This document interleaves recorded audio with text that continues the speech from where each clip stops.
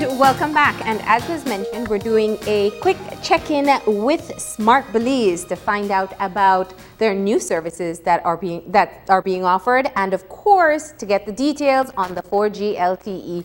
We're joined at this time by Josue Carballo and Lynette Canto. Good morning and welcome. Good morning, Marlene. We're so happy and excited to be here. The last time we were here on your show, we were projecting the launch of our new 4G LTE service. Yes. Well, we're happy to say that it's here. We have officially launched 4G LTE. Actually, it was our Christmas gift to the nation of Belize because we launched a couple days before Christmas. Now, I was jokingly telling you all before we started that I've heard people in the public saying 4G Lite. It's 4G LTE. LTE, there's no I. Exactly. And what's the major difference? What is the big deal about the 4G LTE service? Well, 4G is actually fourth generation. Way back when we started with 1G, which was the old analog phone. You know, that's when people used to walk around with those big brick, they used to call them phones. And then eventually with technology, we eventually moved on to the 2G, which was the digital devices. At that time, you could send SMS and all that. And then we upgraded. Smart was the first to offer 3G, which is more data focused. And now the 4G LTE means that we've stepped it up to another level, and it's the fastest data that you can get. It's almost like you have broadband connection, but in a mobile, environment. So people will be able to do so much more with the 4G service. Yeah, and this is pretty much where technology is in other parts of the world, and so we're finally stepping up our game here as well. Definitely, Marlene. Muy buenos días todos. Good morning. We're definitely excited to share this new technology, this fourth generation family of technology. We know that as we go along, what differentiates the technology and the speed of mobility is basically how fast you can access, you can download, upload stuff using the internet. And so fourth generation is definitely a world on its own. So to give you a quick example, as we move along, I was doing some tests here. If you notice some of the results that I got when we were testing last night, we were getting around 34, 37 megs, approximately around 10 downloads. If we do a speed test right now, we ensure that we have the SpeedNet wireless as our server. Okay, let me hold it We'll so do that I can get in. Yeah. a quick speed test. Basically, you see that as we move along, the speed is quite. Whoa! And this is because right now And that's in your the morning. download speed, yeah. Yes, right now in the mornings when we have a lot of our new customers, we have hundreds of them already in the new service. Yeah. Are basically connecting right now to the network. Check that out. We basically have over. Upload speed is important too if you need to get that picture or video up on Instagram or whatever social media you're using now as quickly as possible. If you notice here, Marlene, you have 26 download and over 14 upload. Just to give you a little insight, now we're doing some research as to the fastest speeds available now, no? And we had here this study that was done, which actually highlighted the best speeds in the US. Time to wake up! Gotta. We notice here that we had over 26, and you saw also there we had like over 36, 40. And in the US, Verizon Wireless, which is the monster there, was having download speeds of 22. The one that followed just T-Mobile had around 15, around 16. So if you notice around, that is the difference, no? Yeah. Currently in our 3G network, you can get around 2. So now you see 20 ad, 30 ad, a world of a difference. And then likewise with the other guys, I know for a fact you're not getting more than 3, average 3 at its best sometimes. But when you look at our speed, it's amazing. Well, that is definitely something I know people are going to welcome. We want faster speed, especially when most people do all their businesses on their mobile phones these days or on their tablets. Now, is this something that is the 4G LTE usable on most of the phones that people are currently using, the smartphones?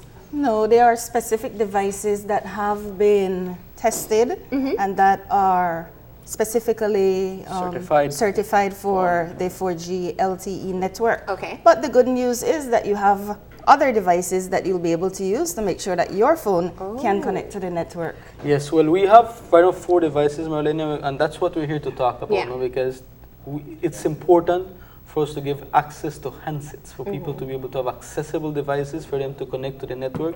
So we are starting at this Pantech Marauder. This has if right now we have an aggressive trade-in and upgrade promotion, step up your game. We're giving all our current customers and the customers from the other network to join the ultra-fast smart 4G LTE. And so in this aspect, we have this device, a Pantech Marauder. If you trade in a high-end device and you come into our stores, you can get this device for my favorite price of free. You can get this. I mean, you can't beat that price, right, Marlene? So you bring in obviously the phone that you bring in has to have some value, has to work, Yes. has to have the SIM card. Yes, Okay. definitely. You trade that in and then you get this, and you can use the 4G LTE on this. Definitely. You have, well, when you come in and do a trade-in or upgrade, you have 3 options. Okay. You have 3 categories your phone can be put into. For an entry-level flip phone, you only text and voice, you can get $50 off, not the regular price, but promo prices, because beyond that we have walk-in prices for these devices. Walk-in, this you can get it for $160. When you trade in an entry-level device, you get a minus $50 off the $160. Not off the regular $210, because that's the regular price of this device. You're getting savings upon savings. Okay, so you get a discount on the discount price. Yes. It's like you're getting $100 off Yes. this The particular device phone because itself. it goes all the way down to 110. Yes, you can purchase with 110 with a trade-in of an entry level, $100 discount off the 160, which is $60 at the trade-in of an entry level Android, and then if you trade in a high-end device, then you get it for free. But not only free, it also comes with some goodies in it. Yeah.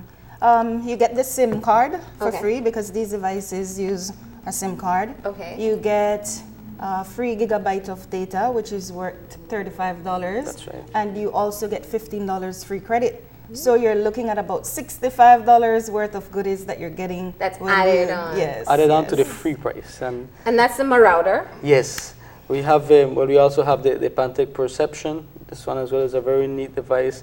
If you notice here, I've installed my favorite Netflix, YouTube. I have even Oh, with that download speed, you can definitely watch Netflix all day and Yes. not have any problem. Yes, I've downloaded really nice games. Well, I have my favorite, the smart app, and so forth. Just quickly, just wanted to highlight something here. When you connect to your smart app, in this case, to try to access your device, there's something neat that people might not know about the app. Here, you can easily check your data usage, how much is left. Directly 1.81 gigs. Yeah. You can, if you have, for example, a hybrid plan as well. Remember, we have the hybrids, Yeah.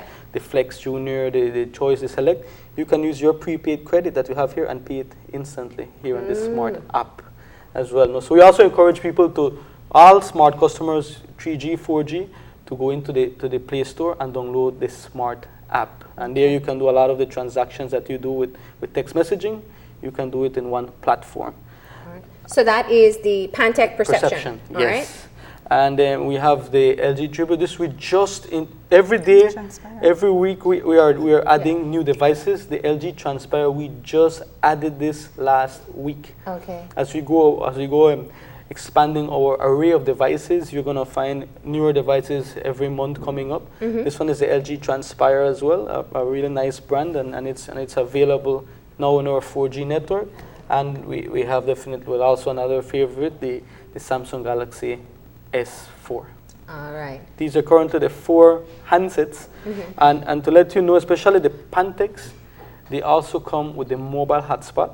So let's say you you have other devices and even your other phone. If you come in and buy one of the Pantechs, for example, you can open your mobile hotspot and then you can have also one of these integrated to your handset, which is the MiFi's, or what we call the pocket Wi-Fi's. And these, you can also get 4G LTE on this? Yes. Okay. Yes. Actually, And that's what you were saying. If your phone doesn't have the capacity, you can just use one Yes, of the because MiFi's. you do have some people who just want to be able to access the 4G on the device that they already have. So Okay. Yeah. we're providing that option for our customers as well. yeah. This one is the newest MiFi we took out in the market. Inclusive, we had a lot there are hundreds of current 3G customers that have this device. And if you have this, you can come in to the showroom, buy a $15 SIM pack, an LTE SIM. This is the different SIM. And then you can access 4G with this device. There are a lot of So people you that don't have even this have to buy a new device. You just buy the new SIM Yes, for it. those that have this one. This is the My 55510. Those that have it, we managed to get this upgraded into the 4G network as well. Currently, they are right now in limited supply for $175 as we go expanding and getting a bigger inventory. Okay. So we're encouraging people to come into our offices and take advantage of these trade-in and upgrade promotions, because it's not going to be forever. Now is your opportunity to get... This is our introductory prices that we're about to hear, right? Yes. Yeah. We also want to mention that we have our 4G packages available at this point in time. A 1 gigabyte package is for $35. You have the 3 gig for $50, and then it goes all the way up to 25 gigs for $220. Now you would determine how many gigs you want to use depending on what you want to use it for. Okay. If it's just simply browsing, then probably a 1 gig or a 3 gig would be good for you. If, for example, you want to do online gaming, or you want to be able to, as you said, be on Netflix, you know, for an extended period, then you'd probably want to get the bigger packages. A bigger data package, yeah. And we also have this social media packages for the first time ever. How does that work? Quickly, let's find out. What does the social media package offer? The social media package is basically for people who just want to be on social media sites. You have some people that's primarily what they use their data for. So it's about 16 different sites that you have access to, and you just buy a package and you use it as you would want to on these particular sites. Only for those 16 sites? Yeah. Yes, which include the very popular WhatsApp, Viber, Snapchat, Twitter, Facebook, all of these.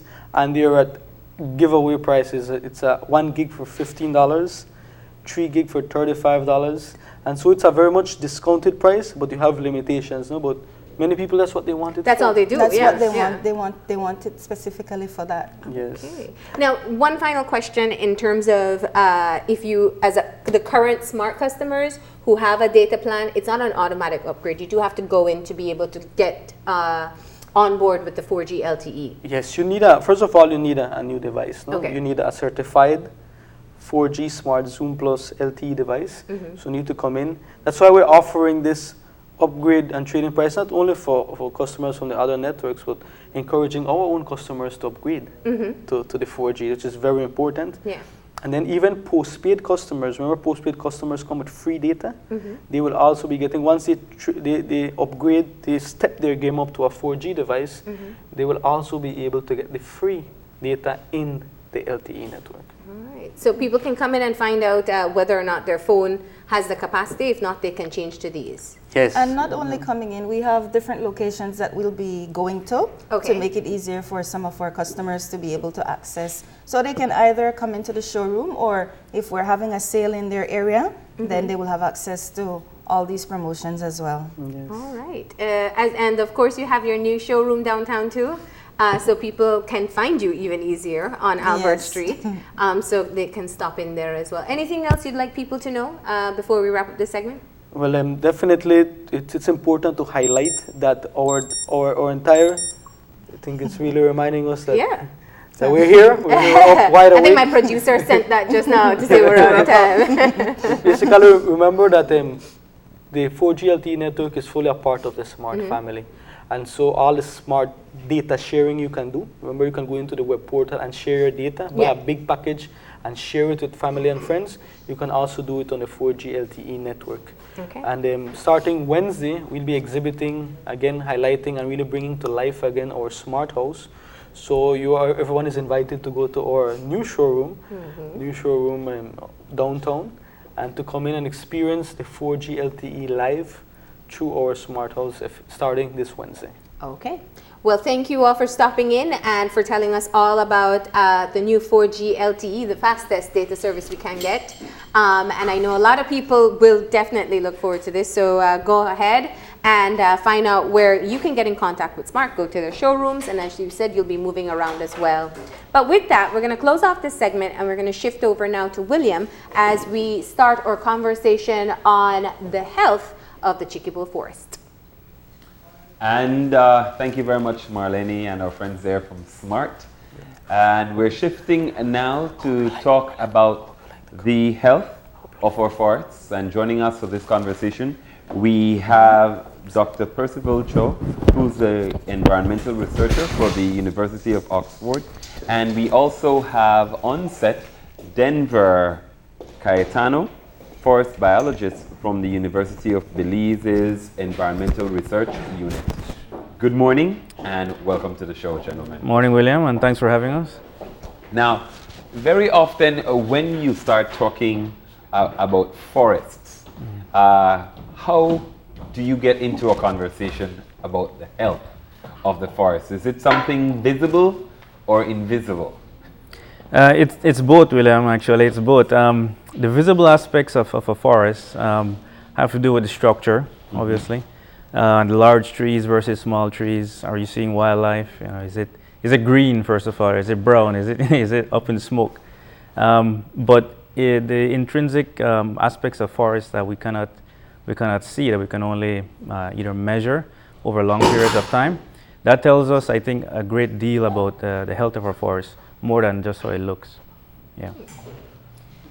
When we start looking at the state of forests, especially given the age-old battle that we have, development versus conservation. Right. How is that being played out in terms of as you look in and around the country of Belize? Right. Well, that's a good. It brings back a memory from last week. A photograph that we took actually, because on our way to one of our sites that we monitor across Belize, we drive through a new farmland being developed by Mennonites up in Yalbak area, and there's an image that I shot last week. It shows a rows of beans, and it leads right up to a nice wall of forest, and I think that demonstrates clearly the competition between agriculture and forests, between the food we eat and the air and the clean air that we get from these forests for growing space. And all over Belize, in areas where land is suitable for agriculture, where it's flat, it's not too hilly, it's not too rocky.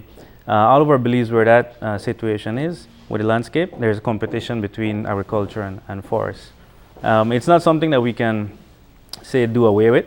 I think it just has to do with how we balance the agriculture versus forest, where we keep or decide to keep forests for strategic reasons, and where we decide to put agriculture for food. So let's talk about the research that you did within the Chiquibul. Let's talk about who you partnered with in the first place, because the Chiquibul is a vast area, and anytime we have a conversation about it, we try to underscore to people just how big it is. So let's start there. Sure. Well, our partners in this research work that we're doing are obviously the local partners, being the Forestry Department, the Environmental Research Institute at the University of Belize, and we also have collaborating partners like FCD, and in the Chiquibul there's Las Cuevas, which is run by FCD. But our main partners are University of Oxford. They're the scientific lead behind the work we're doing. And the project is funded by the United Kingdom government through the Department for Environment and Food and Rural Affairs. Now, why? What is the justification for the timing of the research? Well, to be honest, this work that we're doing is part of a global effort to understand the effects of CO2 concentrations on forests and vice versa, because it's a cycle. We've only added the Belize sites recently, starting last year. And the idea is to continue to monitor these over about 2 or 3 years into the future. Recently, I think you've heard about the El Nino event. We're still experiencing some effects of it.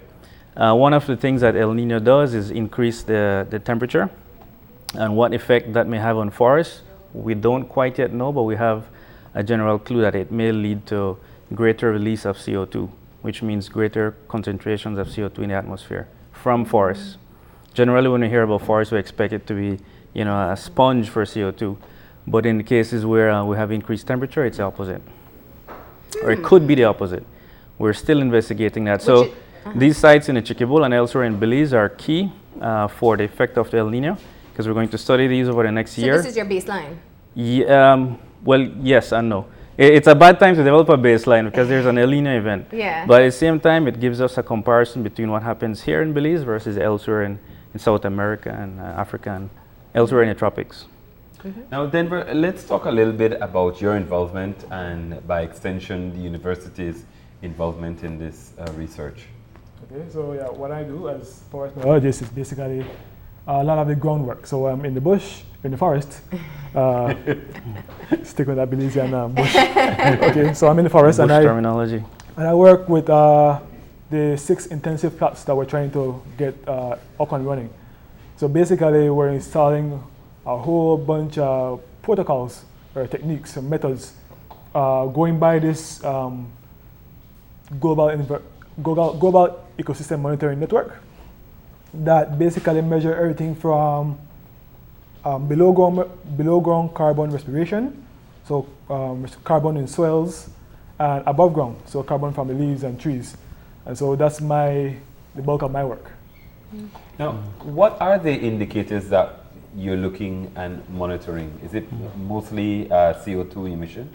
Yes, from different components of the forest. So if you think about a tree, you have the leaves, you have the branches, the stem, and the roots, all of which play some role in either releasing CO2 or absorbing it. The leaves, you take in CO2, the stem grow. Because of that, it turns into sugars and the stem grows, the branches grow. The roots also expand, but at the same time, the roots die off. So as they grow, they die off. It's a very fast process under the ground. And normally that's where we don't see, because we don't generally dig inside a forest. And what we're doing is trying to develop a better understanding of how our forest grows in response to increasing CO2 concentrations or temperatures. And Belize's forest is quite different from elsewhere in the tropics. I think we've all heard about the Amazon and the Amazon rainforest. Our forest, what we've noticed recently is that just below the surface of the soil, there's only surface of the land, sorry, is only about 8 inches of soil that roots can grow into. Elsewhere in the tropics, the soil grows very deep. There's no rocks, but in the Chiquibul especially, 8 inches below, we start to hit limestone. The roots are shallow. Yes, they're very shallow. So there's not much growing space for roots vertically, but horizontally, yes, there is. Does that make it more delicate? It does. It does make it more delicate to increasing temperatures because at the surface of the soil, it's more vulnerable to changes in temperature. Also, for disturbances, you can easily blow down a forest if the roots don't go very deep. But there is some adaptations that we see in the Chiquibul with very large surface roots, and they tie into each other, forming like a mat. But whether or not that makes the forest, stronger to say wind disturbance, probably not. Yeah. And thankfully, we haven't been tested of recent with winds to see how it works out. But you mentioned Denver. I didn't want to miss that. The packs, right? Sorry? You said that you have 4 packs that are that you're working with. Well, we have 4. We have 6 intensive plots that we're trying to get up and running. Okay. And so these measure, like the doc said, everything from soil respiration to stem respiration and leaf biomass. And what I wanted to ask was, how did you find which area in the Chiquibul you wanted to plot? I think the doc might be. Well, the sites that we're working on in the Chiquibul, and we also have 2 sites in Hillbank up by the New River Lagoon, and then 2 down south in the Columbia Reserve. Those sites were established from the 1990s as permanent monitoring sites. So the idea, you asked about baseline earlier, we do have a baseline from the 1990s, but with regards to the intensive measurements of CO2 fluxes, we only recently started that, and so the baseline is actually from now for the fluxes. One thing about the sites that we're working on, they're the size of the FIFA football stadium in Belmopan. So they're very large, and within that area there, we measure all trees above about this size. So it's a very intensive monitoring process, and the idea is to be able to answer questions that you need that level of data with to answer. What type of activity will be allowed in those areas? We know we have, for instance, in the Chiquibul, where we have a bit more information than Hillbank, we know that they have to go on their regular treks. We also have illegal persons coming in where we don't know what area they will enter. So what kind of, is it demarcated? Is it somewhere where the rangers will be able to access? How do you manage that portion of it? Well, the sites at Las Cuevas, at Chiquibul, are actually right next to Las Cuevas, Okay. which is the research station managed by FCD. The sites are demarcated. There are posts at each corners, and there's all the trees are tagged and painted. So if if you're lost in the forest and you stumble across this area that we're working in, you'll see that humans have been there. All the trees are painted, they're tagged, and it's quite obvious. There is some negative effects of having the incursions in the Chiquibul on these plots. We've seen where people have, presumably it's the chateros, we call them chateros, have passed through our plots and kind of damaged the trees by cutting out the tags that we have on them, which creates a little problem because we need to identify which trees are which, and we do that by these tags. And we found out in a few plots, not all of them. Fortunately, the plots that we're working on intensively, like I said, are right next to Las Cuevas, so they're very well protected. And why select the different plots across different geographical regions? That's a very good question. Let me give you an example. A recent study in the Amazon looked at differences between respiration from low-lying forests at 200 meters in elevation versus forests going up to about 3,000 meters. And there's obviously a temperature difference. So one reason to do that is to look at the effects of temperature on CO2 fluxes.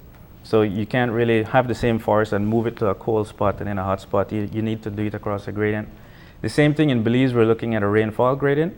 In the north, it's generally drier than the central area, and in the south, it's very wet. So we're looking at light rainfall to heavy rainfall.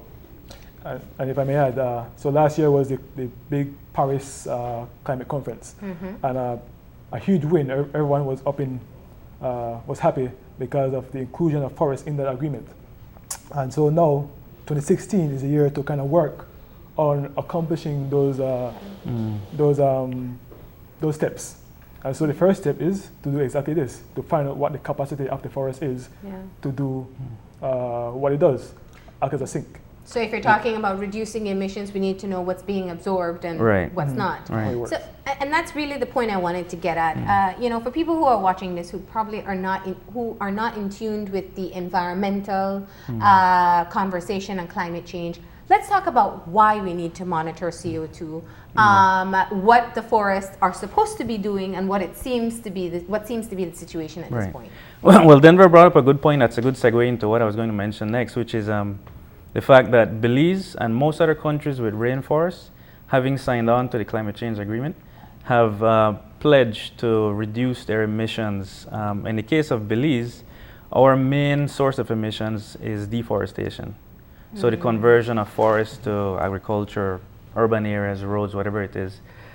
So our response, our contribution to climate change mitigation has to do with how we reduce our land use change or increase our forest cover.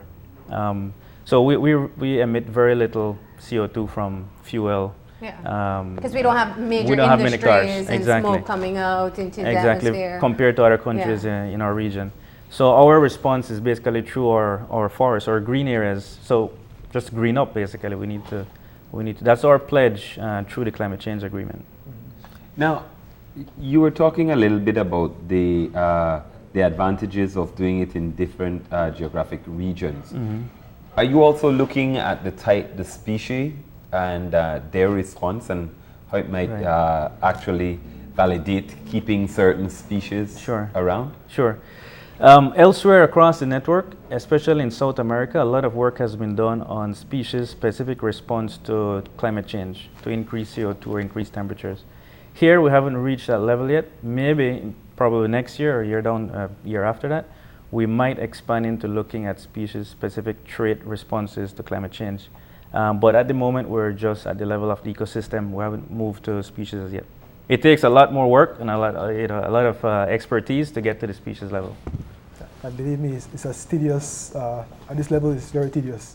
So going down to the species level is, a lot of fun. There are over 700 tree species in Belize, William, and there's very few people in this country who could identify maybe half of those. It's very tricky work. When you talk about especially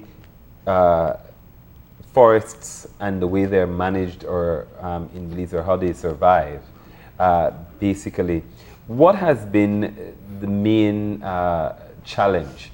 Is it human activity? Because we're talking about, you mentioned the example of planting beans or clearing for agricultural reasons. Is that the main challenge, or is it more the incursions that we've seen from across the border? Well, a figure that I just popped into my head when you asked me that question is what FCD came up with recently for the area of forest lost to the incursions annually. And I think it's around 100 plus hectares per year, which is probably about 100 FIFA football fields. I use that as a benchmark. In Belmont, that field 100 times, that's what we lose every year. That's wake up time. So versus what we lose from our internal processes of development, land clearing for agriculture, etc., we lose about 25,000 hectares per year. So the differences are quite stark. But ours is for development. That 100 hectares per year, we're just losing for no reason whatsoever. So there's no benefit to us of clearing that forest. So at what stage in the research are you at this point? We are in the stage of setting up a lot of experiments in these plots. We've finished the Chiquibul plots, the two of them. Those are running now. We're collecting very good data. We'll hopefully by the end of the year have something to report on in terms of what our forests are doing.